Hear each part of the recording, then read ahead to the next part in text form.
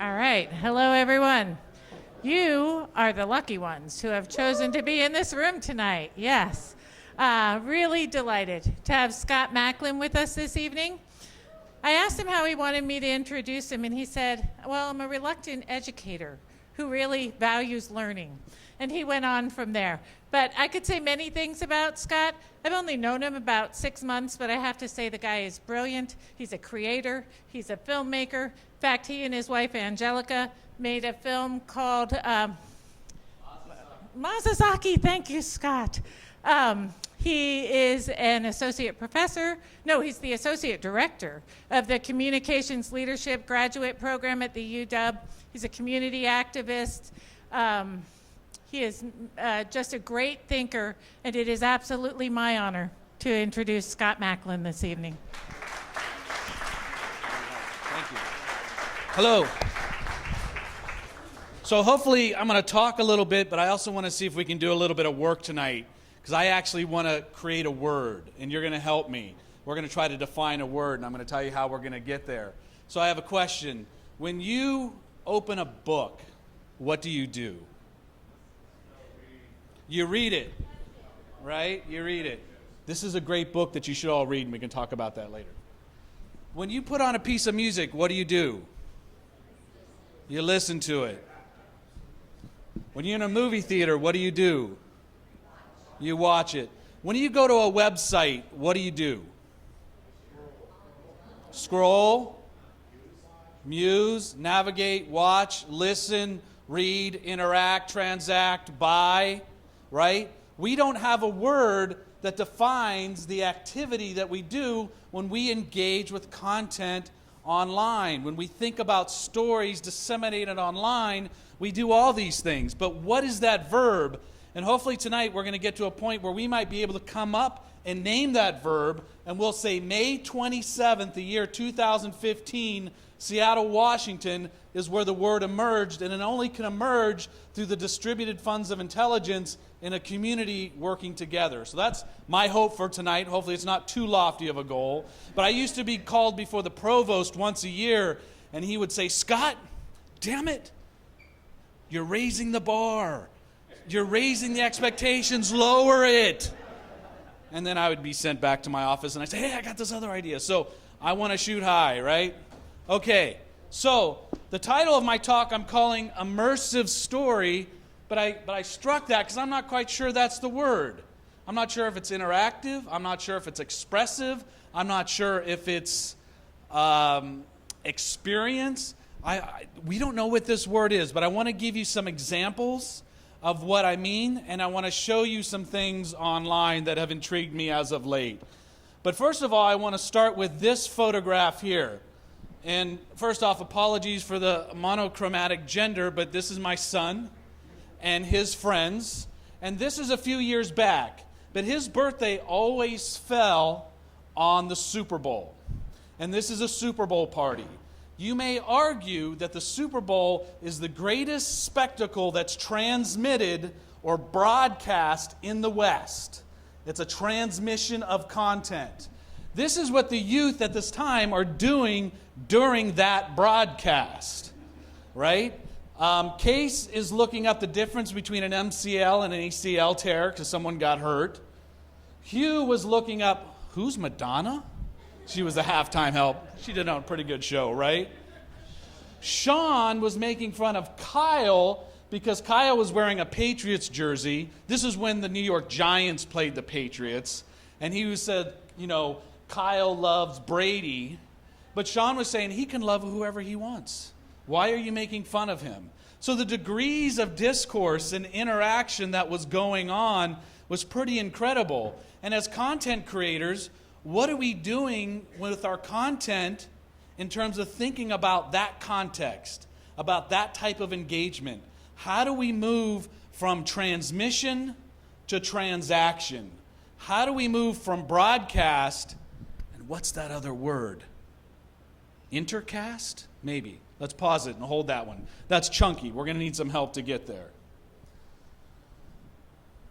So just to set the tone, I want to give you some examples of when I talk about immersive story or interactive web, but it's always rooted in my 4 R's of relevance, relationship, rigor, and results. For me, what goes on the screen, whether that's the big screen, the television screen, your mobile screen, that content, that may be king, right? But it's that context and the relationship that is queen, and I think the queens rule, but that's another story. But the relationship is always rooted in a process of what I like to call, and this is my technical, and I hate to get sort of academic on you, but I'm trained as a scholar in the 21st century. So my technical term is deep hanging out. How, right? Deep hanging out. Hanging out with the folks that you're making a story with. So the move from transmission to transaction is the move from making films and stories about people to making films and stories with people and with communities. And it's that subtle prepositional shift that has huge ripple effects. So that's the relationship. Have you done the deep hanging out? Relevance, and this is the question I think always needs to be asked, always already. Whose interests are being served through the creation of this piece of content? Whose interests are being served through this media making process?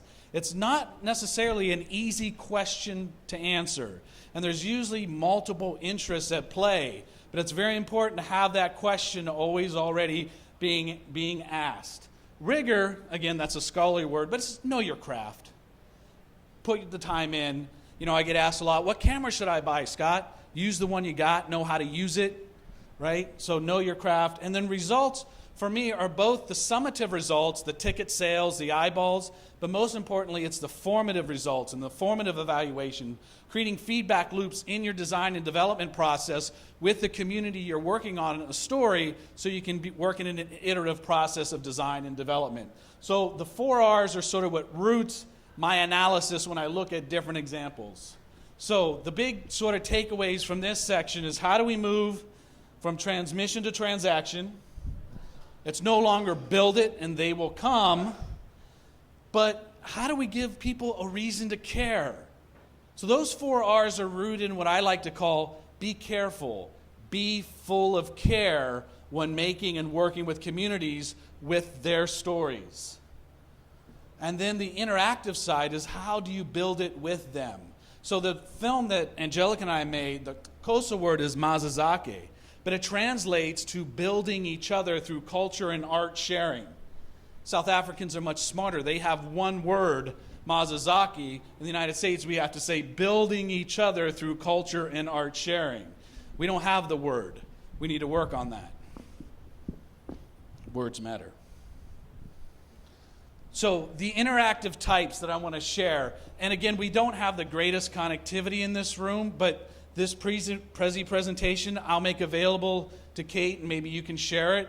So for those of you who want to dig deeper into these examples, or tweet out other examples so we can build on each other's knowledge. So the first one, alternate reality. Alon Lee, some of you know of his work. This was a campaign that he did a few years ago around the release of Halo called I Love Bees, which was just crazy campaign where you started getting some teasers on the website that was a code. You cracked the code. It led you to a phone booth. You waited for the phone to call. They asked you a question. You answered that question. It gave you another clue. And it just led you through this sort of scavenger hunt, leading you ultimately to get information about the release of Halo. And this little video is an example of this in action. And you might ask yourself, who's going to do this? Who's going to commit themselves to this community of practice around this game? It's not that there's a huge amount of people who are going to do this, but you start thinking about content in a triangle, where the people at the bottom are the ones who are highly participatory, who will chase that phone call, go to the bakery, open it up, get the code, then go to the post office box, mail the letter, and then get the answer, and then finally show up to find out who's starring as the new Joker in the Batman movie. But what's important is that next layer, who's going to watch those people participating and are going to blog about those people participating and tweet about them. Then you have the top layer who's going to watch those people and read the tweets and read the blogs. So as content creators, you need to be thinking about your content not only for that niche audience who's going to be highly participatory, but that next layer and the next layer. And that's known as alternate reality using Alon Lee's language. Snowfall, I'm calling immersive journalism. How many of you have spent time with the Snowfall? For those of you who haven't, this is about 2 years old now, and in many ways people credit it as, either saving or recreating journalism as we know it. It's the next greatest thing since sliced bread. My argument, I don't like sliced bread anyway. But I find it very attractive, one, aesthetically, two, the access to the data, the video. I mean, it's using HTML5 and jQuery. So the elements are built in. It's designing with the web in mind. But it's really a long-form piece of journalism. And I don't know about you, but I haven't actually read a lot of long pieces of journalism. But I read that entire story. It's really well written. Since that time, New York Times has come out a game of shark and minnows. How many of you have seen that? I think it's a little less sophisticated, but I think it's a little bit more elegant in its design.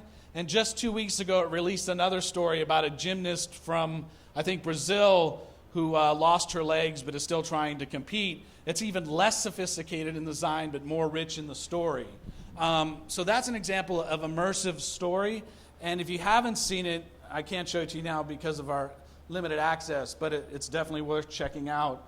Elaine McMillan directed this film, Hollow, the interactive documentary. If you come away with anything from my talk today, go visit Hollow, the interactive documentary. It's all built using HTML5 and jQuery. And what she did is a story of a region in West Virginia, Hollow, that due to manufacturing and loss of manufacturing and the closing of the mines, huge unemployment, and then a lot of people leaving the community. But the people who are staying, what are they doing to recreate themselves? But she also wanted to tell the story of people who have left who want to come back. And she broke up, instead of doing an 80-minute documentary film, it's chunked up in sections, so it allows you to navigate. And then you watch a piece of video, then you can open up an eye to watch more slideshows. But the neat thing about it, it uses social media tools that we already use, like Instagram or Twitter, and with a hashtag, post a picture of where you've moved to, but use this hashtag. Then it scrapes it, so it's allowing audience members in a contextual way to engage from where they're at, and she doesn't have to worry about creating an image database that you upload. So give people a reason to care, and then allow them to use the tools they're already using to engage with your content.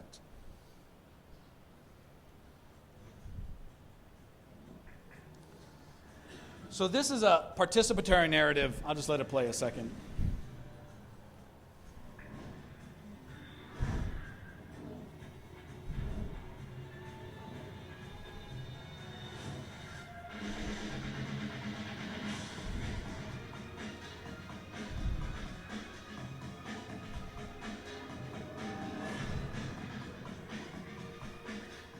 So obviously branded content taken to the nth degree, and acts, whatever.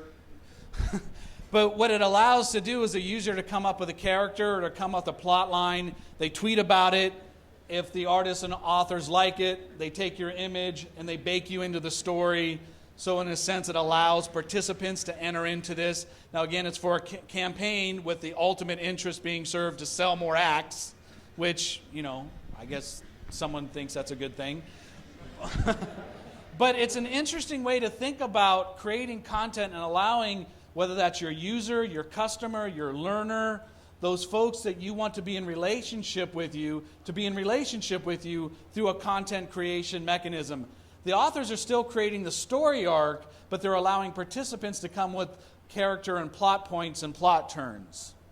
Now, the other form of story I want to think about is, gaming. How many of you have or know folks who are really into Minecraft? Right? Now, would you think that Minecraft is a story? Is there a story to Minecraft? No? I'm still intrigued why Minecraft is so popular the way it is. Graphically, it sucks, right? It's chunky.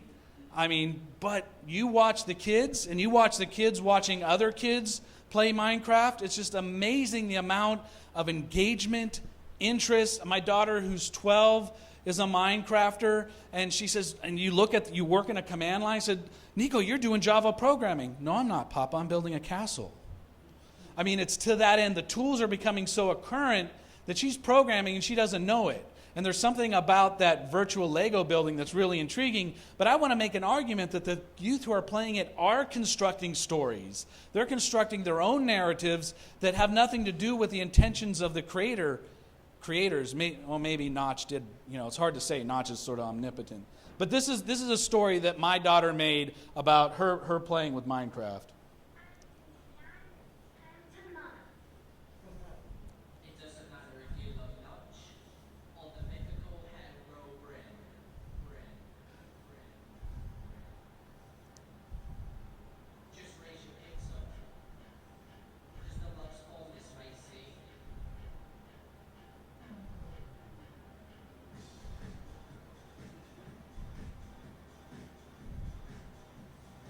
So she decided to place herself and her virtual self within a Minecraft screen. Not too many 9-year-olds green screen, but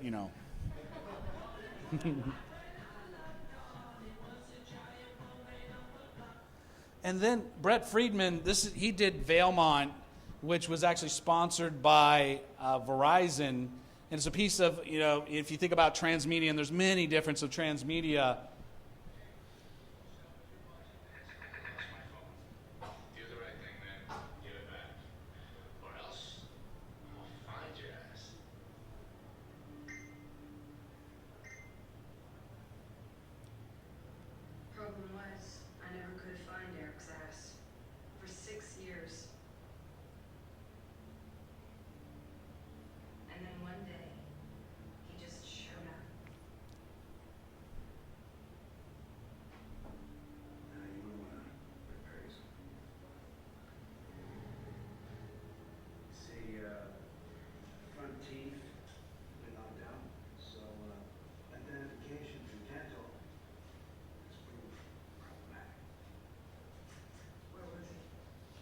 So she basically steals the cell phone and tries to find out what happened to her brother. These were short 90-second episodes that played, I think, on the WB.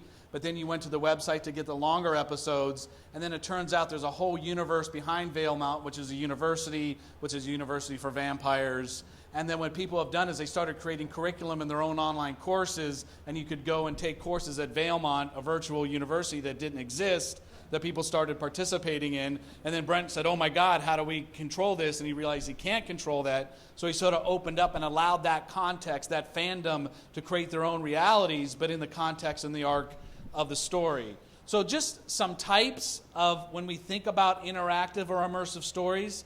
Some of the platforms, now some of you who are filmmakers are thinking, that's great, I don't have the time to learn HTML5, I don't want to learn jQuery, the technology is a little bit too far for what I want to do.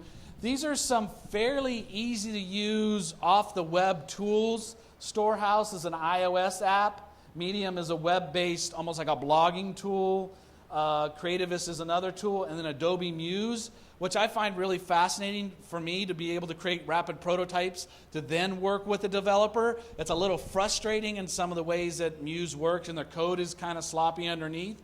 But you can quickly generate and create ideas that allow you to create the sort of immersive, scrolling, interactive, embedded video and audio experiences. This is just real quickly, if we can get this to come up, this is the example in Muse. So this was the Super Bowl 2 years ago, and at the parade, and we went down, and my daughter is, okay, so, we'll allow you to miss school, but now you need to create a story about going to the parade. So we shot this. She asked me to take photos, but then she created this story on the way home on the bus, and then basically uploaded it by the time, and she edited this video on our iPhone, and basically by the time we got from downtown back to Shoreline, this site was already up. And she did it in Storehouse, and then what I did, and you can explore this on your own, I took the same material and I created it in these 4 different platforms, so you can just see some of the affordances and constraints that each platform allows. But what it allows for, I think, is some experimentation, and allows you to design in real time and then create the ability to have conversations with those members on your team who might have a different skill set to take your content and provide the context and engagement to it. Oh, it was kind of neat because when Who's the cornerback for the Seahawks with the dreads and the long hair? Richard Sherman, yeah, because I yelled, "Nice butt!" And he turned around and I blew a kiss and he blew a kiss back, and we all laughed at that. That was kind of funny.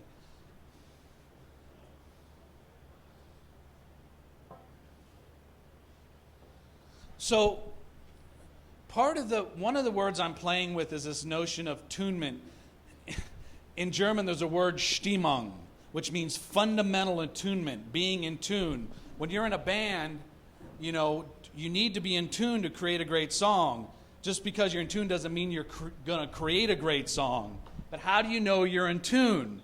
So what I like to talk about is this tunement, being able to tune the creators, the content, the engagement, and the context. It doesn't mean that the same person has to do everything, but how do you tune the different folks on the team who are working in these different realities? And for me, that comes back to the 4 R's. Know whose interests are being served and what's the purpose for what you're creating, and use that as your tunement model.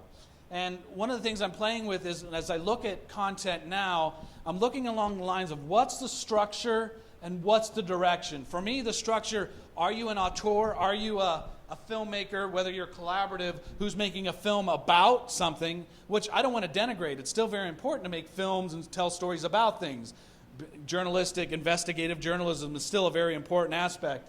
But then you have participatory abilities to work in communities to make stories. And this isn't an either or. This is a continuum from being an auteur to being participatory to creating content that you want to just transmit or broadcast, or content that you want to be able to transact with. And so an example, for instance, of something that I find to be very participatory when we created it, but was transmitted because it was part of a film that we put into a film festival, is this piece here. Emotions, life and its effects arouse my emotions like sand in the river banks. I sit upon the pile of miseries. My stomach rumbles like thunder. I have a heart broken by hunger. And I wonder, oh, how I wonder. I wonder, running around my soul, trying to catch these emotions. I stick both my hands into my eyes, trying to stop these bear-hawk tears from bursting, creating an imagery of historical scars inscripted in the most sensitive part of our hearts. Stories about the brutality and the misery I've heard about causes me to mourn internally, embracing the graves and cursing the sky. If only I had wings to fly, I would never mind flying across the sky, giving showers of bitter tears to the land, watering roses and turn them into thorns and thistles. These emotions possess the minds, inflicted with injections of revolution to bring a new solution. That is better than that of a politician. That is better than that of a politician. That is better than that of a politician.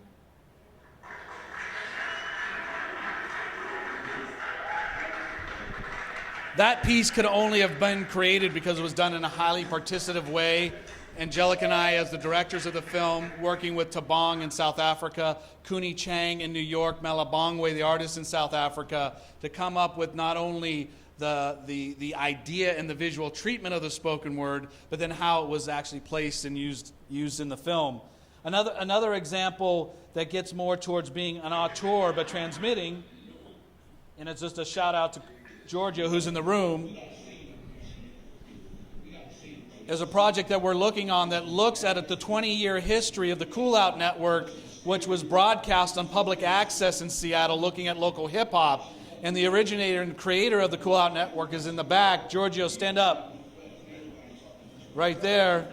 And looking for something that was created for public access, but now trying to look at the artists from back in the day to the artists now, to what they're doing, and telling that story.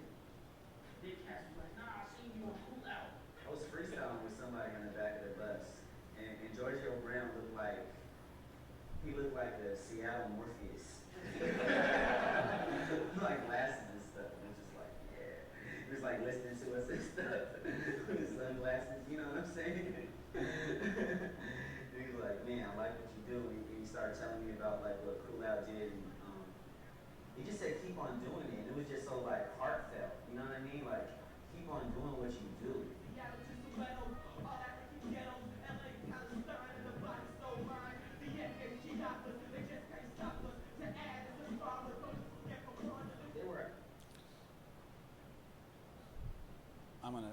I'm gonna skip that one. And then I want to go to something that's highly participatory and transactional. Is a website that I've worked with the band Quetzal. They won a Grammy 2 years ago, and this is their concept album. And I consider it to be a 21st century version of Sgt. Pepper's Lonely Hearts Club Band, but it's dealing with urban animals in context. And what we wanted to do is create a companion piece, a behind-the-scenes look at the making of the album, and we did this online. And I'm going to just play it's just a little short demo because we don't have the web to show the site. But this is online for you to check out. So this is graphics all natively playing in the browser. So there's no video player. And then as you scroll through different content, you can click on it and it will take you to pieces of content. So, I don't know, like discussing ideas about like the material for the actual music. Was the concept about ants and how... And even the shooting of this was done in a community collaborative way. I think we had 7 different cameras that were uncoordinated. Some of them that were just set up, and then we got all the footage and we were able to sync it up to get the concert footage and then intercut it with each artist who brought that song to life in the band, talking about where the song came from and their hopes for that song. And this is a song, Hormiguitas, about the ant and the power of the ant in community. Oh. How they can move mountains, really, like literally, because of this mechanism.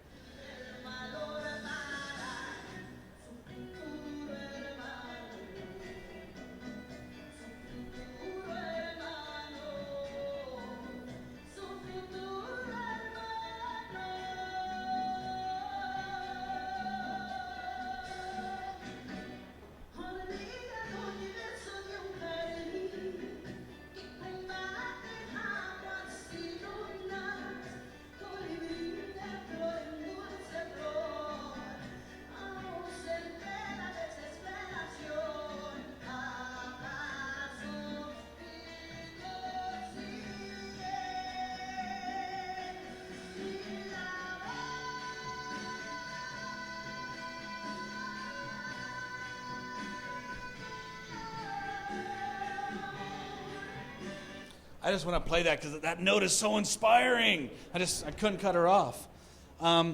Just to show you an example of the interactive component of the website, as you scroll down, there's all sorts of goodies. You get, quotes. The little Hormiguitas goes up. The finger, sort of like this is the Blue Meanie finger from Sgt. Pepper's. But as you come down to the end of the site, I'm going a little fast. Is what we did is created, and we're just scraping Instagram, take a picture of an urban animal in your community and use this hashtag, and now we have it populating from people taking pictures from all over the world, giving them a chance to participate in ways that they find appropriate, that builds to this notion of being an artivist, being an artist and an activist in the context of this album. So that's a quick tour. And if you want to spend some more time with this material, it will be online. But what I want to be able to transition is spend a little bit of